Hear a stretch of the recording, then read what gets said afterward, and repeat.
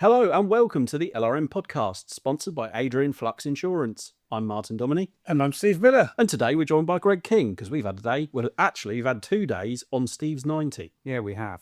2 very hot days. It's about 300 degrees in Steve's garage. It really is. It is not cool. We are all quite sticky and hot. And yeah, we've come to the natural conclusion of working on the 90, I think, because it's just way too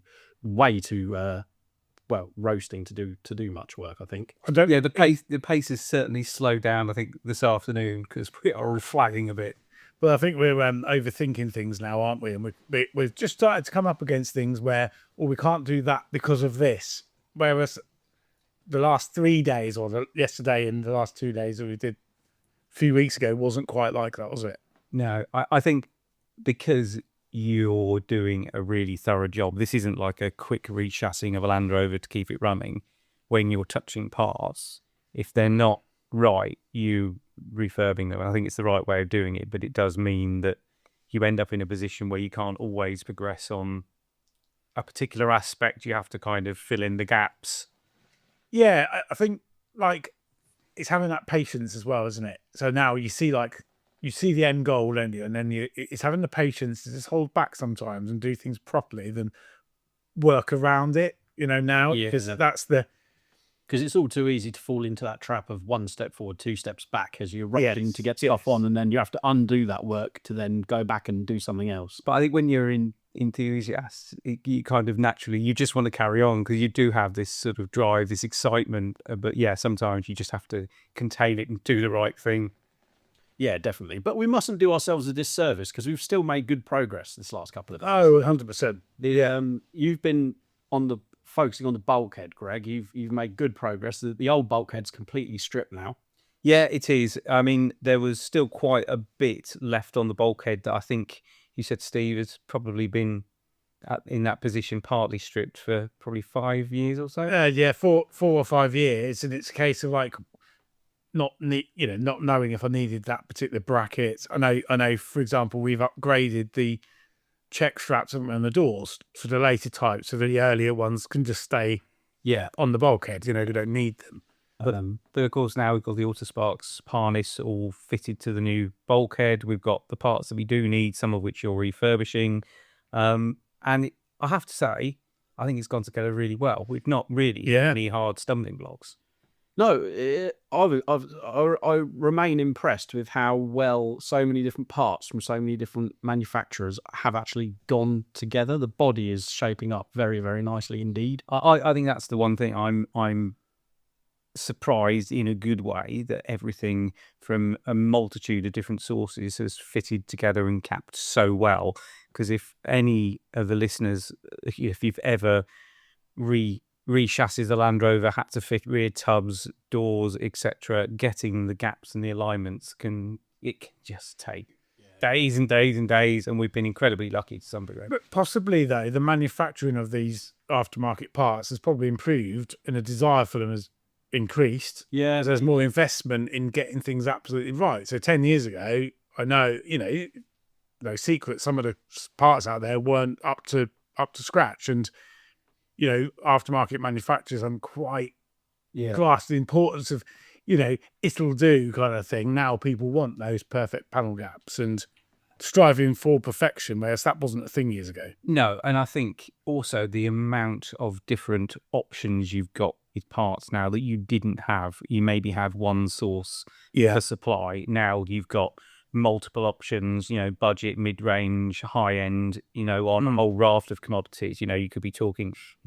whether it's bodywork or electrical components or mechanical components. There's multiple options. I think it kind of means that you can tune the build to what you want it to be on your budget. Although, as we were discussing earlier, I think it very quickly mounts up.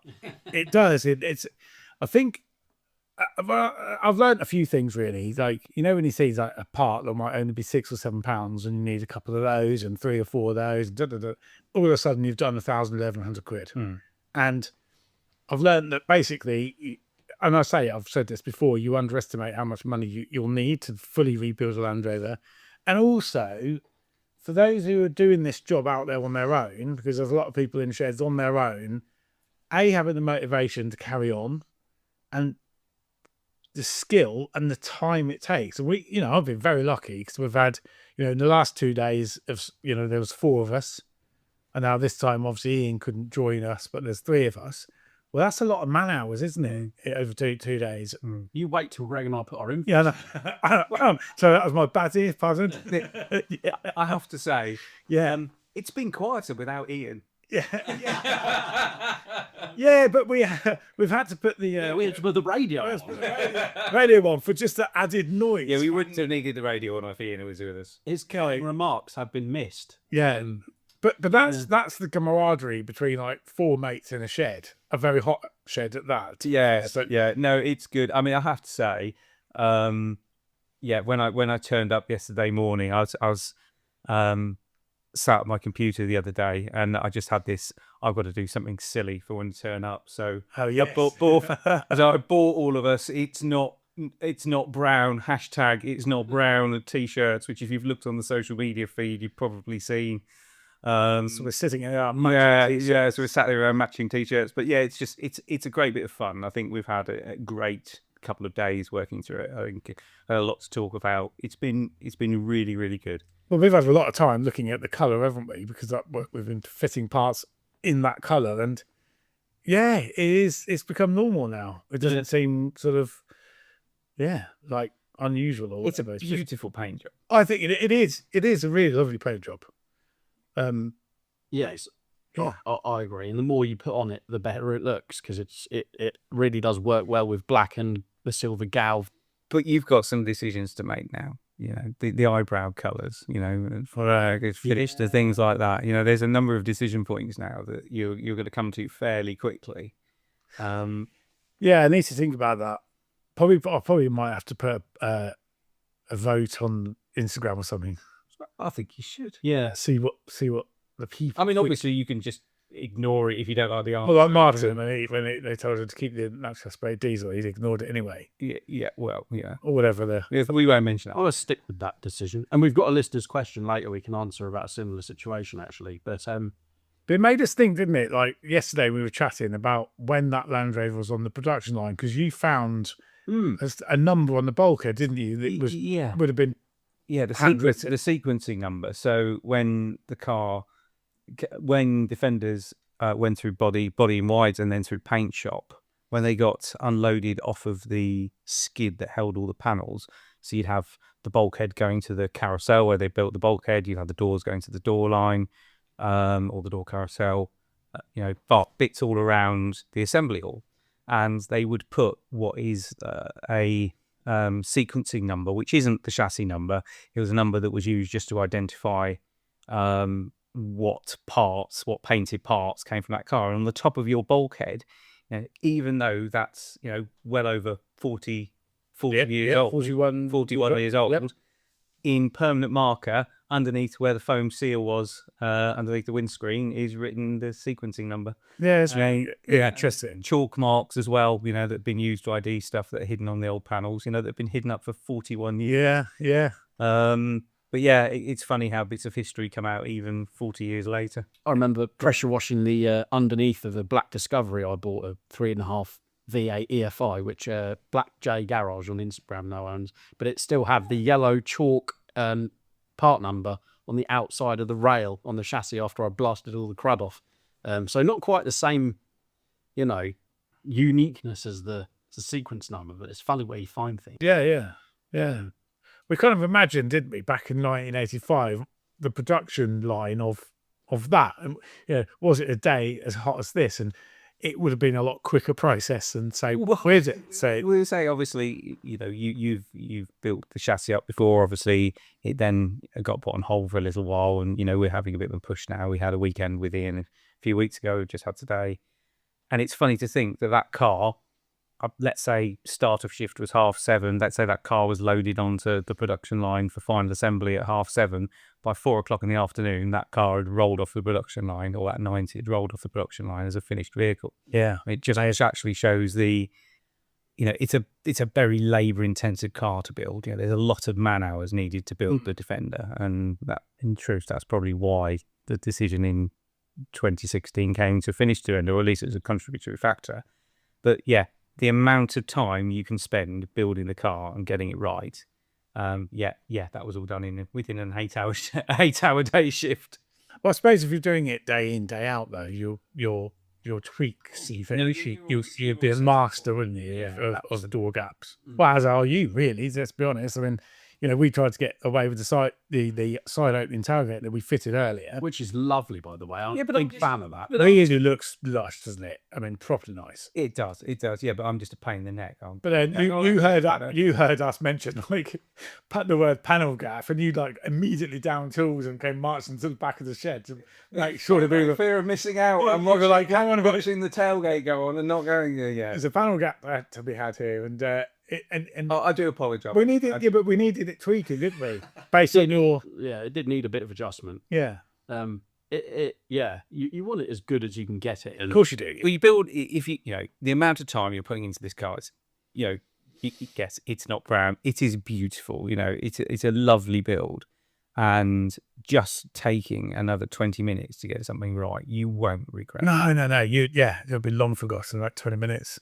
Just like all the thousands of pounds you spent on parts. That's all in the past now, Steve. You've bought them. It's not real money, right? So as it converts to Land Rover parts, it's not real money. It's gone, forgotten about. And actually, you asked the question earlier, what does it owe you? Well, nothing really, because that was so long ago, when they bought the chassis and the bond cables a year ago.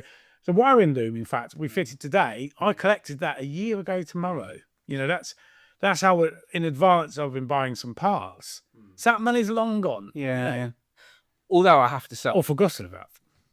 Martin and I did get a bit excited earlier. So we had a bit of a break for a drink, because, as I say, it's mighty hot. So yeah, I was 28 drinking out Coke or whatever it was, and Martin and I were like, "Oh, we could put a bit of fuel in, and we could put a battery on it." Yeah, get it started. And Steve's like, "No, we've got other stuff. We are getting excited." Yeah, unfortunately, Steve was a little bit against getting the 300 TDI running, even though it only would have really taken a pipe up to the fuel pump and then finding 12 volts from somewhere. It's just being sensible. Let's be honest. I think we just got far too excited about it. I think the heat was getting to our heads, right? Because we would have got a bit giddy with excitement. It would have fired up immediately. I know it would have done. And the engine of the gods, the mighty TDI engine, which should be a V8, yes. Yeah, But yeah, it was. We'd have done that, and then we wouldn't have done anything else. Yeah, you're probably right. Actually, we would have basked in the glow. The glow of the as it starts to inhale its own run on its own oil. No, it would have been fine. Not that kind of glow. No. Yeah, it would have been good. I have every faith it will start straight up when the time comes. But on the subject of, we'll go to a quick listener's question, actually. This is from Ben Edwards, who says, "Hi, Martin and Steve. Based on your recent experience with getting your new engine and the pain that followed," he's talking about my 200, I would imagine. Yes. I wonder if you could give me some top tips on the podcast of how to source a TDI of decent quality. It's a discussion that comes up often on the Wolf and Tithonus owners group on Facebook, as those of us that still own Tithonus, that still have the 2.5 NA military engines, look to improve the usability of our ex-military 110s. And he's included a picture of it. Thanks, Ben. So what is good things to look for when buying a used engine? Spoiler alert, there's a feature coming up on this in Land Rover Monthly, so that will be able to divulge a lot more information than we do on this podcast today. But my advice would be, if it's been freshly pressure washed, be slightly suspicious of its condition. Yeah, you want to see an honest engine, don't you, with honest little slight oil leak. Yeah, and you can always see when Genuine one. When it's been freshly pressure washed, because there'll be shadows of dirt that haven't been caught by the pressure washer. Like you pressure wash the side of the engine and the dipstick tube deflects water, and behind it there'll be a perfect stripe of grime that hasn't been pressure washed off. Things like that. I mean, the ideal situation is always to see a car running in the engine running in the original donor car. Yeah, because the majority of times these will be Discovery engines rather than Defender engines. That's exactly what I did. It was just as cheap at the time to buy a running TDI Land Rover Discovery, and I ran it round still as MOT. So you could run it round and check that everything was good. And actually, if it's been kind of well looked after, they'll go on forever, and they're normally in pretty good condition internally, aren't they? It all depends what it's been used for. If the engine's coming out of a vehicle that's been used on a pay and play site every Sunday and submerged in water, and immediately no, just no. But how do you know that it's not come from that? But we can tell. I mean, as I was saying, so if you can see the donor car, that's the ideal situation. But I mean, obviously the circumstances that's possible is fairly limited. But yeah, I mean, I think, as you say, it's just those signals all around, isn't it? You know, if it's got, for example, painted rocker covers and non-standard tuned items on it, it might have led a harder life than actually if it was a stock engine. But you know, it's quite a difficult question to answer. I think you just have to use all the evidence around you. Yeah, I think it's one of those. The ideal situation, of course, in the case of that question, is getting hold of a Defender specification engine if you can. But obviously, very, very, very hard between. But I mean, Discovery engines can be quite easily converted to TDI versions. Obviously, there's some that are a little bit more difficult. If you've got an automatic 300 TDI engine, for example, and you want to put that in a manual vehicle, that then becomes rather more complicated. So, and is it the fuel pump situation? So have electronically controlled EEC fuel pump, and you'll need a flywheel and things like that. But I mean, the Bosch VE pumps are fairly easy to come by. But again, you're then in the same position as buying a used engine. You don't know how worn that pump is. You don't know if it's got leaks. You don't know. No. But I mean, it is a straightforward conversion. If you have got the original 2.5 naturally aspirated diesel, obviously a Defender 200 TDI would be a sort of the most straightforward to fit. But as we were discussing actually earlier from when we were out in Steve's shed, getting hold of those, they are like hen's teeth now. They're becoming rarer and rarer, aren't they? Well, you told me some of the prices of the parts associated to those. I'm like, that's kind of in a different league than it used to be. Well, a used Defender 200 turbo and manifold is £500+, and then the inlet manifold's $400-500 on top of that. That's £1,000. Don't get any ideas, Steve. I'm going to be lifting the bonnet on mine before I get here. Tell there. I've got people out there right now. And not only that, it's not even just those that are different. Like the timing cover at the front's different, so you could have a Defender manifolds, nice high mount turbo setup, but the front of it would look wrong anyway. So how far do you go with it? I think you've got to keep things really simple.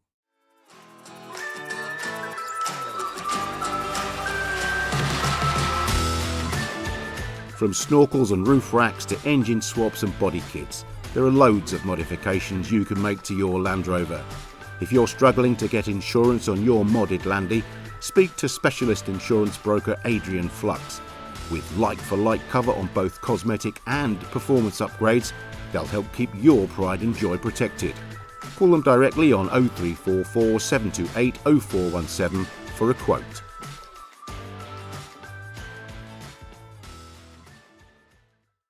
We're getting these conversions, not the original question here, aren't we? Yeah, how to buy a good. It's very unusual for us to get distracted. Yeah, unheard of, I would say.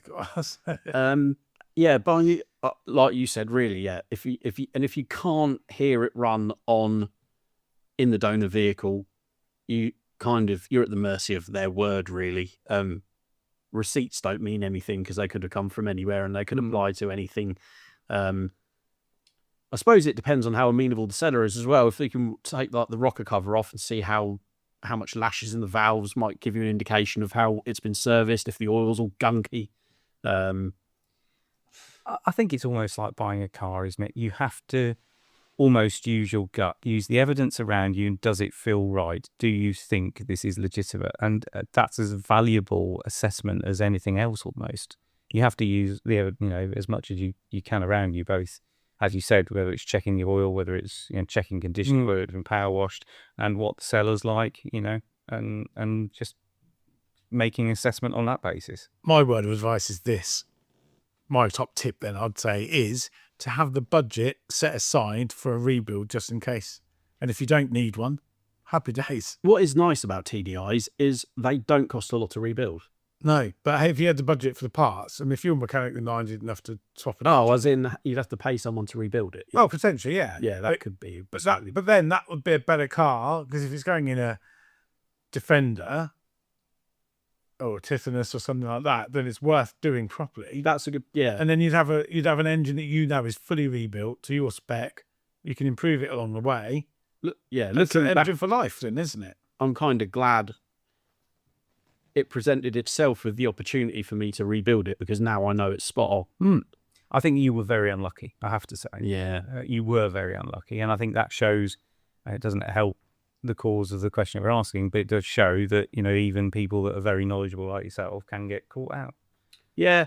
It's but again, You never saw the engine in person. no, I ordered it on a pallet with Yeah. everything else. And in fairness, like, as I said before, back when it was actually happening, the way the company who I bought it from actually dealt with it was admirable, really. And I have a better engine for it, so it all worked out in the end. Yeah, there you go. But Greg, a few episodes ago, I tried to relay what you had told me about how defenders go together, and I didn't do a very good job. Because obviously when we've been assembling Steves, we set positions of things and then worked off those as data. We did. And it all went together beautifully. Yes. So please tell me again, because I think listeners will really, really find this interesting, about how the process of assembling defenders changed on the line over the years. It was when I was about to say it was when TD5 came in, but I think it may have actually been the model year before, 97 model year, when they did all the exterior projections stuff. And I was an apprentice at the time, but they had a process called shim prediction, and basically they would set the bulkhead to a certain position. They would then fit the rear tub, and then they would build the seat base and the floor panels between the gap that was left between the rear tub and the bulkhead, if you follow me. And what that meant is the door gaps were the variable, and they had to do a lot of messing around to set it up. They then changed, as I say, I think I thought it was 99 model, but thinking about this, I think it may have been 97. To just for listeners, exterior projections was when the squared off hinges went to. So this is quite amusing. So we'll sideline here a little bit. Sounds So when for exterior projections on Defender, when it came in, the rules changed, EU rules changed, and they had to put a certain radius on everything that was on the outside, and that's what drove the changes of hinges from the square hinges to the slightly rounder side door hinges. It's like softer edges. Yeah, like softer edges. The gutter on the roof. If you have a look at, for example, your 90, Steve, your TD5, the roof gutters roll round. Yeah, they've got a nice radius. If you have a look at an earlier Defender, they just finish, and there's almost not a sharp edge, but it hasn't got a radius on it. And then it's at the same point that the bumper end caps came in. If it was a passenger car, what they call an M1, Mother 1 category car, passenger car, it had to have bumper end caps on. There are a few other things that came in as well. Even the rear cappings. If you have a look at the end of the rear cappings on the back corner where the rear lights are, rather than just coming straight down, they have a slight roll round on the edge. You have a look. So there's loads of subtleties, and you wouldn't notice them. But anyway, that was exterior projections. Anyway, at that point, around that time, they changed the setting up of the vehicle, and I think you mentioned this before about enlarging the bumper holes. So basically, they built from the back forwards, so the rear tub went on, and then everything was set forwards from that, so that the door gaps and everything fitted nice and evenly. But what that meant is by the time you got to the front of the car, any build tolerances were all effectively sat where the front bumper is against the front panels, which of course, if you've got the bumper end caps that nest in nicely to the wings, you've got a bit of a problem then, because you might have one where there's a big gap and one where there's not at all, and that's when they slotted it. So effectively the whole car built evenly down the side, and any tolerance was taken off on the front bumper. And that's what I think I badly explained to you, and then it was a bit confusing. So amazing. Old school is better because you're averaging out. No, I would disagree. You're quite rightly. Because your door gaps, you are setting the rear tub, because you're building forwards, that gap between, if the rear tub, if the rear of the chassis, the bulkheads, the rear tub rather, is sat slightly forwards for whatever reason because of build tolerancing, your door gaps are still going to be to the nominal gap. Whereas the earlier condition, if they were setting the bulkhead to a certain position, God, I'm getting so geeky. I thought that was later. No. I sort of shim prediction, but basically shim prediction was the earlier stage, and then for building from the back forwards was the later stage. So it is. You said in the podcast, "Oh, we built it to the earlier older condition." No, we didn't. We built it to the later condition. Oh, I understand. Yeah, I think I just go like it was. Yeah. I think at the time we were talking about so much stuff around the car, and you're trying to got a lot lost in calculation. So if listeners weren't confused, they are now. Certainly, I've always been sort of taught you start the tub and you work forward, which is the later way of doing things, and actually probably better because as we already mentioned, when you go around different defenders or pre-defenders and you measure the door gaps, the variation in even one side to the other is huge. Well, technically, the door size and the door gap between Steve's TD590 and your B-Reg 1985 110 should be the same nominal gap. I think when we measured it, there was something like about 8 mil. Yeah, but that's a lot, Imagine an 8 mil gap in the front door here and the draft that would come through it. Just horrendous, but yeah. No, I mean, tolerance is floated over the years. You are talking about cars. I don't know how many hundreds of thousands of Land Rovers were built between your 110 and your 90, Steve. Tolerance just floats around. And build processes do change. There are tweaks done. But I mean, I have to say, the cars that were built towards the end of Defender build, they were really good cars. I mean, you have a look at some of the fit and finish on the later cars; they were a lot better, particularly than they were quantum leap on from, let's say, the 80s when your 110 was built. Yeah, no, I'm inclined to agree. And it's funny, you were talking earlier about how the process, like the sort of early cars were built with obviously they had galvanized cappings, a lot of sort of not beefed up, but you could tell they weren't really pinching pennies places. And then towards the late 80s, when things became slightly more economical. Yeah, I'm not that old that I was. I remember those times, but I know talking to engineers that were. I mean, and it was probably a little bit after your 110 was built. I'm talking about 1986, 87, 88, that sort of period, where the company, Land Rover as a standalone entity, there were difficult times. I think there were some decisions that were made that the business had to do to survive at the time, which is difficult when you look at how successful JLR is now. It's difficult to imagine that. But I think the times back then, talking to the old hands that were still around when I was an apprentice, they had to make decisions. So, for example, it was around that period that they deleted the galvanized cappings and went to painted cappings. For example, the doors. They obviously went from the lift handle doors to the push button doors.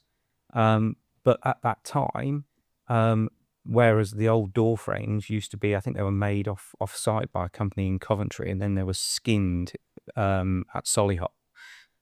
And in order to do that, they were what they call e-coated. So, effectively had the electro primer put on them, and then they were skinned, which meant that you had separation of paint between the steel and the aluminium and whatnot, and everything was pulled in-house, and it was kind of separating the aluminium on steel to do with sort of like a separation gunk, that sort of when the door skins were stuck on. And I think that's why there is a period of Land Rovers that lasts better than others.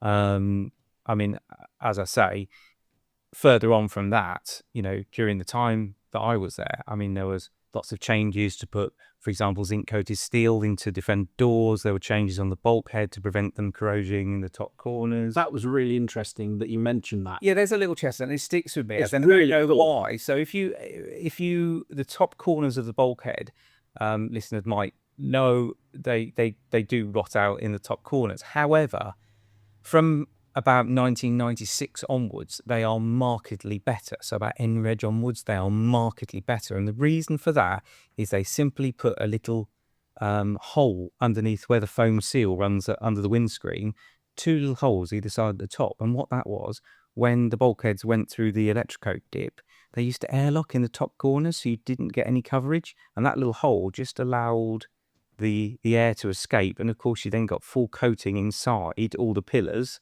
And it really helped. And it's a tiny thing, but it makes such a difference. There were lots of little details. And I think we've alluded to this, or you alluded to this the other week, that, you know, everyone thinks a Defender is exactly the same and never changed. Oh my goodness me, there are so many detail changes. Yeah. The way some things are done on that 90 bulkhead we were saying earlier, I spent a lot of time working on that this morning. There's so many changes between that bulkhead and later bulkheads. Yet, the fundamental dimensions of that bulkhead you could put onto any year of Defender and it would physically fit. Yeah. But there are so many changes on it. And I think, the devil's in the detail. 100%. Yeah, it was it's funny. It's fascinating to me. Yeah, these little nuances and things that change. I'm just a big nerd. It's brilliant. I absolutely love it. And it's just, as you said, well, as you just reinforced, the changes in process, the changes in material, the changes in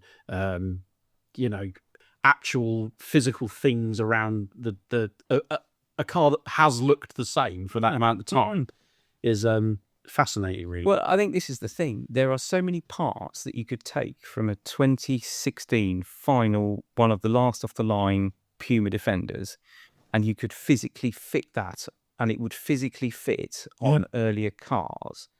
But those parts are almost completely different in their construction, even though they look really similar and they're fundamentally geometrically the same. And let's not forget, it goes back further than that. 90 and 110, the project was called Phase 2 because there was Phase 1 V8, Stage 1 and Stage 2. So Stage 1 V8, which was putting the V8 engine in Series 3 and permanent four-wheel drive, and then there was Stage 2. So, of course, there's a lot of parts between 90 and 110 that would even fit on a Series vehicle. And like the door gaps are the same on a Series as they are on a Defender. Yeah, cool. Well, you got Series doors on the 90. Yeah. And you can put Series doors on a 2016. Yeah. Mad. I mean, there's now a lot of companies offering full rebuilds, conversions, upgrades, and you can basically specify anything you want. There's an awful lot of very late Defenders that do have your earlier doors on because you can just take the door tops off. I mean, in terms of a soft top, that'd be fantastic. You'll be delighted in that car when during the summer, hood off. It'll be next summer now, won't it? It will. It's never going to be this summer, but So, might finish for Christmas Day or something, you know. nice thing for this one. We're trying to finish it for Fest, aren't we? Oh, well, yeah, but not finish it. You're never going to finish it. Christen it round the off-road course. That'd be great. Well, for someone who was so against getting it running earlier, I don't think you're fully committed to getting it to Fest, Steve. Yeah, well, we've already agreed probably not going to Fest. Oh, wait. It would have to go on the trailer. It would, yeah. And I can't tow two things. So I have to tow my camping trailer. Indeed, yes. But anyway, before Fest Billings next weekend. Yeah. This coming weekend, in fact. It is Billings coming when the sun and the heat builds like this because it's 28 degrees. It was always hot. Yes. It's a hot weekend. But yeah, it's an awesome weekend. And we will be there Saturday and Sunday to do a podcast in the beer tent and, of course, do Show and Tell, the ever popular lunchtime show up on the Challenge Southwest course where we will gather interesting vehicles and their owners and talk to them about their life with Land Rovers and even some long Land Rovers as well. So a week today, we will be loading up the summer sofa again. We will. That's had some movement. I think the Salmon Sofas are going to have some models of it. You know, I'm assuming it's going down to Fest. Absolutely. Good. Yeah. It's Yes. We even have to hire a slightly bigger van now just to split it. The question is, what T-shirt do I wear? Do I wear the It's Not Brown T-shirt or the Save the Salmon Sofa? Well, that is I think the Save the Salmon Sofa should come out for the show. The way you're going, Greg, you need a separate wardrobe for all your niche T-shirts. I mean, you couldn't wear this T-shirt and at the pub tonight, you do. I'm just an idiot. Because people would ask this question, what does that mean? It's not brown. It's a new brand. It's a Greg King brand. It did get appreciated because I had a few messages pop up going, "That's brilliant." It was yeah. We all burst out laughing yesterday, didn't we? Yeah, it was Just we put them on and was all wearing them for the photos. It's so funny. yeah. Well, that's it. I mean, as you say, a bit of camaraderie, a bit of fun with your mates who are at cars. Fine. Definitely. I can think of it in the sunshine as well. I can think of far worse ways of spending a day or 2 days. Yeah, 100%. And we get to go to the pub, which we went last night. We did. We had a bit of dinner, didn't we? We had a Yeah. Although my room last night was so hot. So I was a bit bleary-eyed this morning, and not just because I'd had maybe a bit or two. You've noticed a couple of pints beyond It that. was just because I'd had no sleep because it was like 1,000,000 degrees in the room. Yeah, I don't know. Night last night, ready because I have to do some errands. Run some errands this morning. Go and get some paint and some. You got waved at twice this morning, didn't you? Yeah, do you know? That made me smile this morning. So he turned out at the end of the road, and within 1 minute, 2 Land Rover waves from Defenders. One is a regular, I have to say.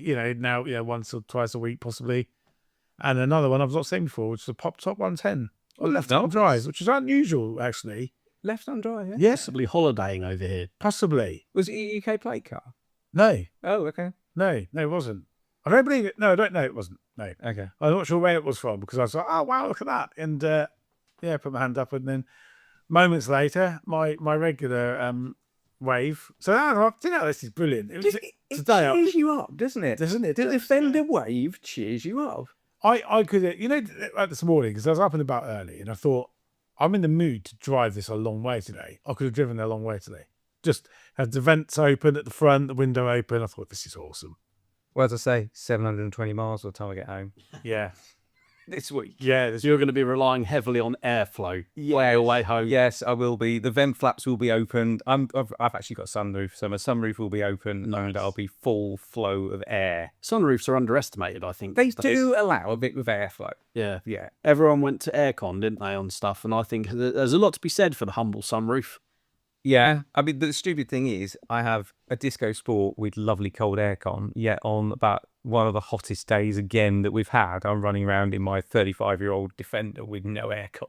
But we wouldn't have been able to nip out and double check. No, it was Actual positions and things. So that has been really handy. That little plastic cover that goes over the bulkhead as it comes through, goes over the loom as it comes through the bulkhead. That's a fun little thing, isn't it? Yeah. That was nothing to do with me. That was, yeah. I don't know why they fit it, really. I don't know what it's doing. It doesn't. I think it just deflects. So behind the engine on the bulkhead on the sort of mid-90s period of TDI, maybe a bit earlier, they fit like a plastic square panel, and where the harness goes through, there is this plastic panel which has got 4 little plastic pop rivets on, which you were battling with earlier. Yeah. I think it is just to stop, water and, for example, if it's a very wet day, or you're going wading, that panel deflects the water from going straight up to where the grommet in the harness goes through the bulkhead, because it's immediately behind the fuse box. It's not really going to seal anything. It might just deflect some of the water away, and I think it is just to stop direct flow of water into the grommet, which will kind of make sense. That Land Rover will never wade. Ever. Well, you've got to take it round Billy. Not the Lud Run, but you've got to take it around the lakeside course. That's like a rite of passage. What? No, it's the brown one? Yeah. No. Why? What? Yeah. What is the point? Even, look, I know I am really pedantic about keeping my 90 nice, okay? My TDI 90 nice. Even I've done the lakeside course of Billing in it. Okay. You got to. Imagine cruising around that with the sides rolled up on that fancy U-hood you're going to get. The door tops off. Mate, that's stuff dreams are made of. Yeah, I don't get it. Hey, Fraser Chetnik.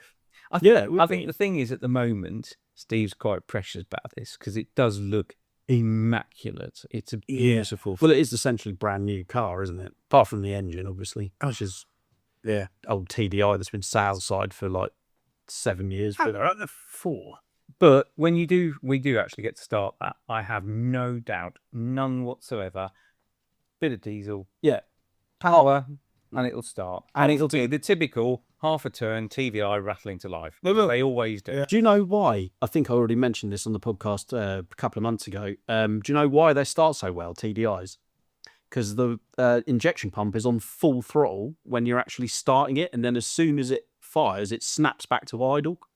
I didn't know that. Yeah, there's a chap I went and got my airbox off that I bought for my 110, said when they're sat for an awfully long time, you need to make sure that I can't remember the exact details of it, but there's something in the pump that basically when the engine's off, it resets to max throttle. As soon as you bump the start motor, it catches and then it snaps back to idle. But if it's been sat for a long time and the pump's all gummed up, it stays at max throttle and you start up and it goes, hits the governor and off you go. So I didn't. Every day is a school day. I must clarify what the part inside is called, but yeah, that's why they're so keen to start all the time. They really are. I think, if everyone that's listening to this podcast, if you've had any experience with the TDI, you never have any problems. You just have to give the key a sideways glance. They are bizarre. They are. Yeah, whereas a V8 will take a long crank to start, and they always do. They do. It's like it's dragging its fuel by as slightly as possibly from the back. Even the 300 TDI in my automatic Discovery, which of course was electronically controlled EDC pump, that took a couple of cranks to get going. It's not like a fully mechanical one. Okay. Because they were crank sensor and ECU controlled. They were nowhere near as keen, but they were it was a bit peppier. Yeah, there you go. I've taught Greg something. I never thought this would happen. No, neither did I, and I was witness to that. No, don't talk me up like that. Don't you? Yeah, no. We've learned some stuff about that. I mean, the thing is, I said that joke to Barty today. Don't blame me for everything. Obviously, your previous career working in the Land Rover dealer network as a technician,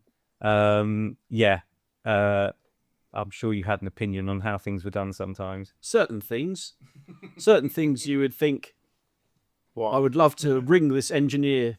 I'd love to shake him firmly by the throat. But it's probably a valid reason at the time.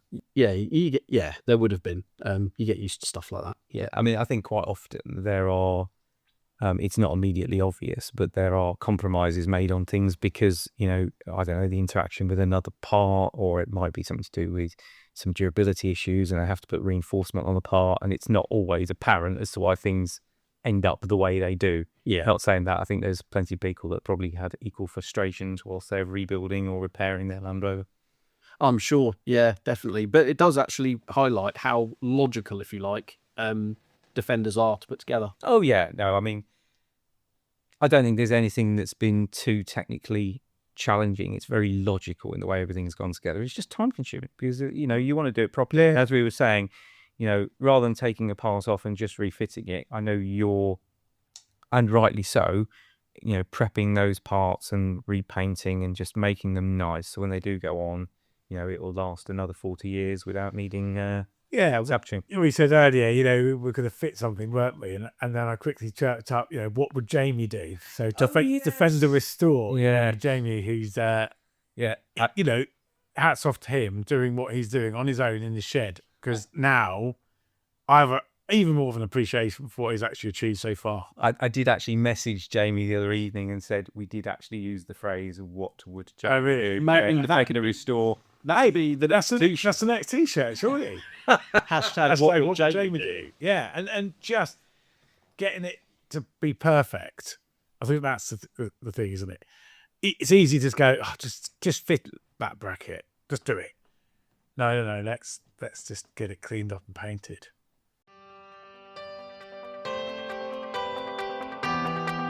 Finding the right parts for your Land Rover or Range Rover shouldn't be an off-road challenge. At bnh4x4.com, we've built a smarter way to get you back on track. Our new website is now live, the simple, fast and reliable way to find the parts and accessories you need. Supplying quality parts for Defender 1983 to 2016, Discovery 1, 2, 3 and 4, Range Rover Sport 2005 to 2013 with Range Rover P38A and L322 coming soon. All parts are backed by expert knowledge, quick delivery and a 2-year quality guarantee. Visit bmh4x4.com, built by enthusiasts for enthusiasts.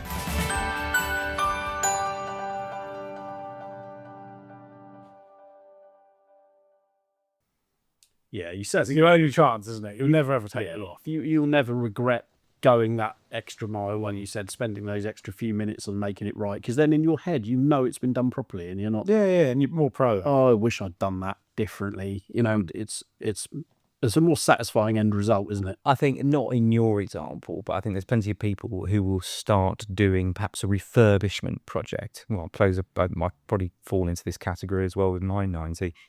A refurbishment project, and you go, oh, I'll just do enough, and then kind of you get a bit carried away, and then you'll come back to it and go, actually, if I'd known I was going to do such a big job on it, I would have done things differently. And I think that happens quite a lot. Definitely. Yeah. So there's just no way could I have even just taken that original car to pieces. I'm like, no, this is never going to be what I want it to be. It needs to start from scratch again. You need to tell your mate Pete off though. Oh yeah. Well, because the chassis harness had just been cut through with like industrial loppers rather than all unplugged. Yeah. Which I don't really know why. No, well, there were like literally the plugs. You know, the connectors literally a few inches down. If you just Not saying where he used to work. I'm telling you now, right? They used to do that to customer cars. ooh, And then just join them again with heat shrink. ooh, lovely. And they never used to put the loom back through the chassis. They used to strap it to the top. Why? Ease, speed. I know, but just not right. No, I agree.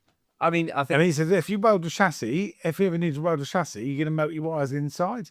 Well, just pull them back through again. I'm going to get me through the big. I like things to be. Yeah. I do. Yeah. I just it's the way I'm wired, and if it's not, it drives me. It just drives me mad. No, it is. It had to go through the chassis, even though it was a bit of a pig, wasn't it, to do that?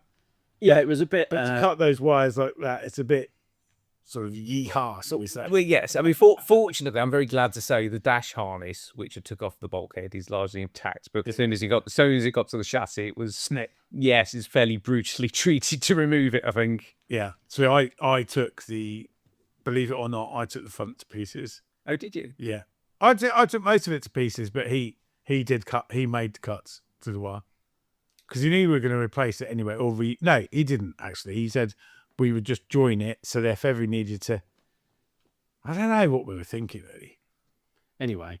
Oh, we should use this platform to advertise. If you want a slightly used bulkhead that needs a top rail repair and 2 footwells, Steve's got one for sale. 150 quid, you can have it. Editorial at LRA. Exactly. Pretty. It does. Yeah. It needs a top rail. It needs one corner, and it needs footwell repair. But actually, the rest of it's really solid. But it's had a footbell in the other side already. Yeah. So so if anyone has got a project and it has got limited budget, It will go again. 100%. Yeah. Well, if you're handy with the MIG, it's the project for you. It's not actually, like you said, though, it's actually, as used bulkheads go, it's far from dead.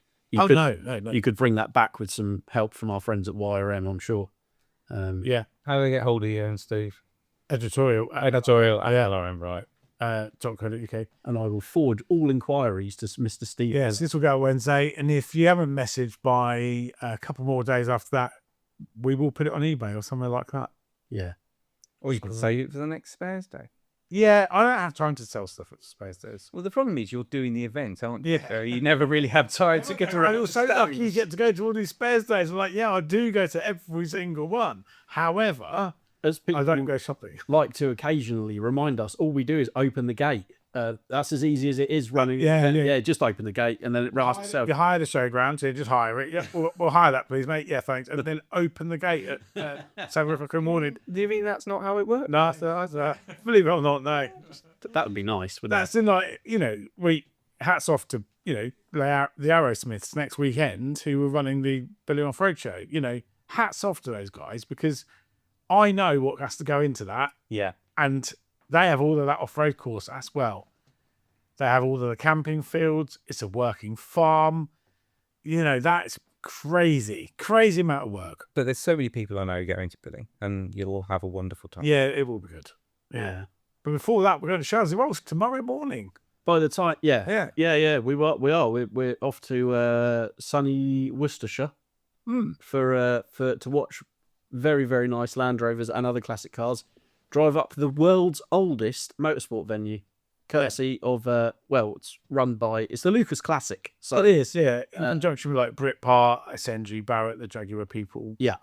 always a great event. Yeah, really good. Really nice atmosphere, loads and loads of very, very nice machinery to draw over in the paddock area, and of course you've got noise and action of them firing up the hill, which is always a cracking watch, and live music and lots of food and drink, and it's a cracking time. Not forgetting beer. Well, quite, yes. Which, if it's as hot as it is today, I think it's even warmer tomorrow. You'll need some nice amber refreshment. It's been hot every year we've been, hasn't it? It has. Yeah, that has always been the same as for Billingley. Yeah, but it has always mega hot, isn't it? June is a good month. It is. It certainly is. And always busy. And then, of course, our very own Land Rover Fest in July. I'm so excited about that. I'm genuinely so excited. Yeah, we are too. It's going to be cracking. I have to say, I think, and I'd say this whether I was sat here or not, I think like on the YouTube channel, the Land Rover Monthly YouTube channel, there've been such great videos of stuff going out. And I think it's really driving excitement, and I can't wait. Really can't. It's going to be awesome. I'm very, very excited as well. If it all comes together as well as we think it will, with the mixture of live entertainment. I know you're very busy, aren't you? There's a lot to do, as we've just said. Running events is not for the faint-hearted, and No, but we want to do the very best we can for the industry. That's all we. It is supporting the industry, the one that we, we're the consumer of this industry as well, aren't we? Absolutely. Our own wages go We're straight back in. A faceless events company that are just running it for the money. We put our hearts and soul into this stuff. But from a visitor perspective, from my perspective, although I know I'm sort of helping you guys out down there, there's one crucial part of that weekend for me personally. Go on. And that is the rematch of Carcana at LRM Live at Malvern, where I so catastrophically messed up to the point of which Wayne, who obviously MCs was going, Greg, where the hell are you going? And that's that. You're not doing well when that happens. So yeah, there's a few of us, a few well-known Land Rover faces that we're going to have a bit of a rematch. And yeah, I need to somehow improve on my past. Greg he's out for redemption. I am. I think, is there any way you could do some secret, practice it? Get a couple of cones or something? Tesco car park on a Sunday night. Yeah, reverse up to the cone. Yeah. Where you fail on the reversing section. Just the whole thing. He got blessed numerous times. What happened was, and this is, I know it's in my own defence, is obviously I was helping getting people into the arena, so I hadn't seen Wayne do the run of what direction. And then I was the first one out and literally had no... So it wasn't the manoeuvring per se, it was the fact that I was going in totally the wrong direction. Is that bit timed? They've not timed. No, it's not timed. But I was coming up to obstacles the wrong way, and everyone was going, what are you doing? So of course I was making my life... That's my excuse. I'm sticking with it. I might have to have a go. You should. We've got more space to play with at Fest, so it's going to be quite... Well, mate, your testing won't be.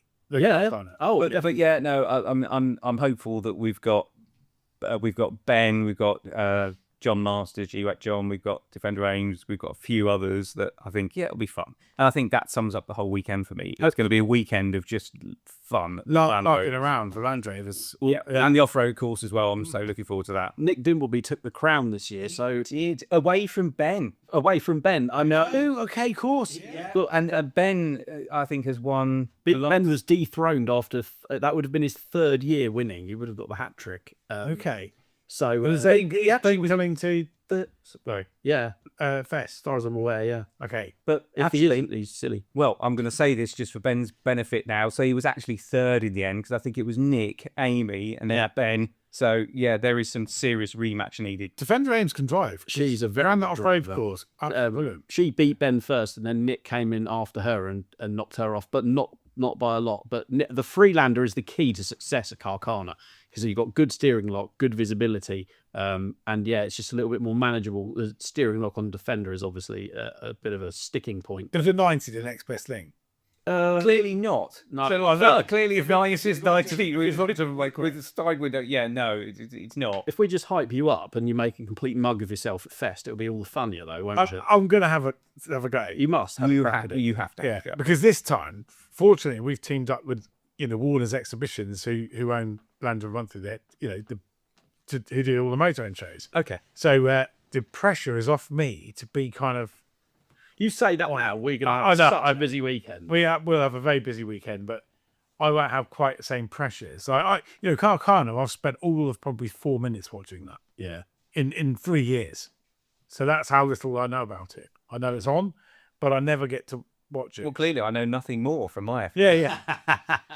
But this time, I'll have a go. I want to have a go. You must. Yeah, They yeah. should. Fun. Definitely. Yeah. That's if I mean, there's so many other events that you've got laid out over the whole weekend. In the arena and whatnot. It'll be absolutely cracking week. Yeah. There's all sorts going on. It's going to be great. It's quite a big site, you see. So there's a lot of different pockets of things for different people to do at the same time. So the idea was if there's noise here and there's action there and there's activity over here. So there's always something for somebody to go to. And so many traders as well. Yeah, and I think with the music in the evenings and whatnot and all the entertainment, it's going to be a real good atmosphere. And I think, whether there's a, family of 4 of you with young kids or, whether it's just you geeking out with your friends. There is something for everybody. Yeah, and I think that's going to work so well. So yeah, definitely a different vibe to Land Rover LRM Live at Malvern. Definitely a different vibe to that. Well, that's what we were going for. Yeah. This is And a different vibe to Billing. 100%. Yeah, all 3 shows, I wanted them to all be different. Even though Billing's not ours, but we're their sort of media partners, if you will. They're all going to be very different events. So come to all of them. Absolutely. Yeah, that's what it's all about. Get out there and enjoy life in your Land Rover. Camp over, listen to good music, surrounded by like-minded people who all just want to have a good time. Yeah. It's going to be good. I'm well keen. Oh, yeah. There's a brand new issue of Land Rover Monthly on sale. Oh, yeah, I also forget that. Heavens above. I got all caught up in getting excited about Fest. And what I just say, right? I don't give this man credit, but you've done an absolutely awesome job of that latest issue. it is a great issue. That is such a vibrant looking front cover. You must go and buy it. Just purely. Well, I am particularly pleased with this one. It's a great one. I can only take a bit of credit because it's contributors like Greg here and so many other people who, again, pour their absolute heart and soul into what we do that make that magazine as good as it is. It's because the people that write for the magazine are genuine enthusiasts. And for me, that comes out of every page. Yeah, we'd have a beer with every single one of them, wouldn't we? So that's the thing. We are one big family, if you will. It's a community-led thing. Exactly. We're all part of the same. Exactly that. And that's why we do the podcast. That's why we get involved with everything, really, is we just want to make the Land Rover scene as inclusive and as fun as possible for everyone. And we hope that comes across in the pages of the magazine and what we do everywhere else. So go and buy the latest issue. Yes, indeed. And actually, we'll do an impromptu feature of the week because I don't actually have it in front of me because I didn't think to bring it with me. I have a copy. But there's a fantastic feature by a contributor called Cliff Fawcett who does a lot of travelling in his Defender 110. The actual whole issue is overland themed this month.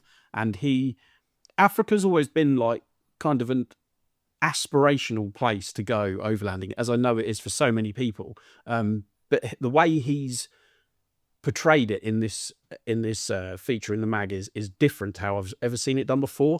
Instead of focusing on each area, it's called Elements of Africa, and it focuses on, because it's such a vast continent, each different terrain and landscape within the continent, and what you have to look out for, what you need to do to drive there, the sort of things you can expect to see. It's awesome. And the photography is absolutely off the chain. It's a brilliant piece because I sat there the other evening at home with a beer reading it. It's a brilliant read. Thank you. No, he's done a fantastic job. And then part 2 is out in the next issue, so be sure to look out for that. But no, your support's always appreciated. So go out and grab the magazine. And in fact, we'll have subscription deals on at LRM Fest, and in fact billing as well. We're going to have some Fantastic deals. So With the gifts as well. yes, come with it. brand new round of gifts as well. So if you're on the fence about signing up for a subscription, which you do save money by signing up for, and of course you get the magazine delivered to your door, don't mess around. Come and see us at either event and we'll get you signed up, save a bit of money, and yeah, you get the magazine delivered to your door. And of course, as you've just said, Steve, you do get a free gift. Yeah. What's not to like? Nothing really. But actually, if you're not going to a show, you can go to our all-new website, Land River Hub. Yes. If you've not visited, we were landrivermonthly.co.uk. We're now Land River Hub, which is the centre of everything we do. Completely different website, built from the ground up, and yeah, it's a lot better and a lot easier to use. So yeah, go and check that out as well. Right, we need to get packed up because your garage looks like a bomb's hit it. So, You're both going to go home. And Yeah, yeah. need to tidy up. yeah, that's the plan. Yeah. Yeah, I think it probably is the plan. No, and too late. I don't mind tidying up, but it doesn't all have to be tidied today, does it? No, of course not. Because it is jolly warm out there. It is. No, we've had a great couple of days, and yeah, I'm sure we'll be back for round 3. Absolutely. Oh, I'm glad you said that. Because you've left me a bit of a predicament now, really. I don't really know what happens next. That's good. There's a plan. But no, Greg, thank you once again for joining us and for coming down to work on Steve's project. And follow us on Instagram if you want. I'm Land Rover Martin. You are Steve Miller, Automotive. and Greg, who has an awesome Instagram account. by the way. My Primer Grey 90. So yeah, it's been that for some years. Give Greg a follow. It's very, very good. And if anyone's got any absolute questions, like detailed questions about Land Rovers and what went on in the factory and engineering, I think they should direct questions, and we can always get you back on, Greg. Definitely. As I long mean, as they're they're not. not fed up with listening, No, by but monotone. yeah, there's a lot of knowledge to be getting. Just because, it's like anything. If you enjoy something, and it's new interest you, then that's it. And I think everyone needs an interest in life. Definitely. Anyway, we're going to pack up now because Steve's got tidying up to do, and I'm going to go home. I'm going to get my camping gear sorted out. Oh, yes, you're off to show your horse. Indeed. Right. Thank you ever so much for listening, and we'll see you next week. Bye for now. Bye.